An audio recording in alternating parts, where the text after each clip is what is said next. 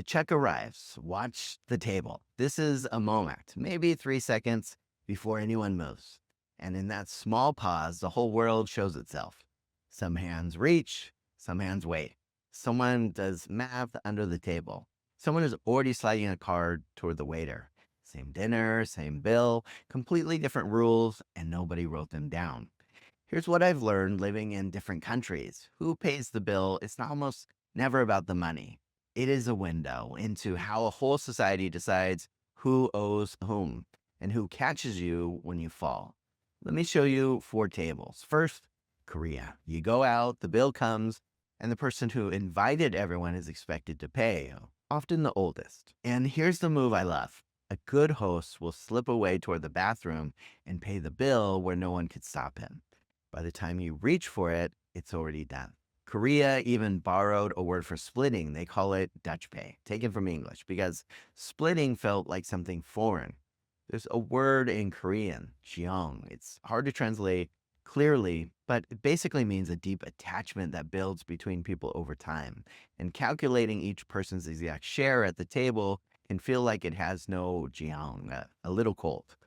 Second, the Philippines, where I live now. There's a word here, libre, to treat. You get a raise, you get a job, it's your birthday, and you do not get treated, you treat everyone. On your own birthday, you throw the party, and you have to pay for everyone. Behind it sits another idea, utang na loob, a debt of the inner self or a debt of gratitude. So paying for the meal is not about the meal. It's a deposit into a relationship you'll need again someday. Third, let's move over to the Netherlands, or really the phrase we built around it, going Dutch. Each person pays their own way, and we say it like it is a simple fact about Dutch people. But let me be straight with you. The story that you may have heard that this phrase comes from old wars between England and Dutch is probably not the real origin. The careful records point somewhere else. Maybe American, maybe the Pennsylvania Dutch, who were actually German.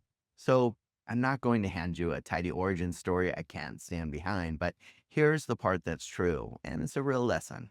In a lot of languages, splitting the bill gets named after some other group, and often it's a foreigner with a reputation for being all business. We say going Dutch. In Egypt, they call it English style. In Turkey, paying the German way. In parts of South America, the American way. The Dutch, for their part, just split the bill and think nothing of it.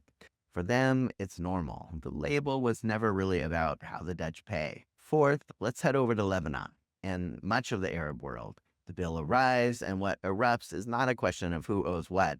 It's a contest over who gets the honor of paying. There is a word, karam, generosity. It goes back to Bedouin hospitality, to the desert where taking in a stranger could mean their survival. To be the one who pays is to be karam, and people develop real tactics. One woman I read wears a large hat to every dinner, then quietly tells the staff to bring the bill to the lady in the big hat. Others use the same trick the Koreans use, a trip to the bathroom. To refuse to let someone pay is its own kind of love. So step back and ask, what's really going on here? These customs grew up in a world where your people were your security, where there was no form to file, where if you got sick or lost work or the roof caved in, what caught you was not an institution, it was other people, family or neighbors, or the ones you had fed and who had fed you. In that world, every meal you pay for is a deposit. Every meal someone buys you is a thread tying you to them. Fighting for the bill isn't just about the bill, it's a maintenance on the web that holds you when you fall. And here's the part worth thinking about.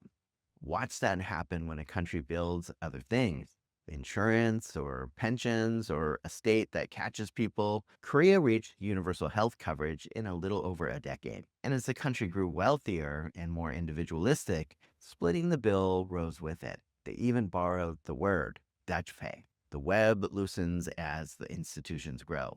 Neither one is the right answer. They are answers to different questions. One table's asking, how do we stay even? The other table is asking, how do we stay bound? And here's where this gets useful for your own life. If you've ever sat across from someone you cared about, someone from one of those worlds, and felt the bill turn strange, felt something go tense that should have been simple, this is why. You were both running different operating systems and neither of you knew it. Now, one morning, if you travel somewhere, you gotta learn the gesture. Fight for the bill, perform the generosity, but you carry none of the obligation underneath. That's not building anything real. That's a costume. The gesture without the system. And the people who actually live it can feel the difference instantly. The more I live in different cultures, there's things that endear me to them and that I've adopted on my own that are meaningful to me in building connections with those that I care for around me. When it comes to different cultural ways of approaching things, none of these systems is better. They're just different answers to the oldest question a group of humans can ask around food. Who takes care of whom? So next time the check arrives, watch the table and then watch yourself. And before you reach or wait or start the math, ask what your hands were taught and why. I'm John. This is Crossbuilt.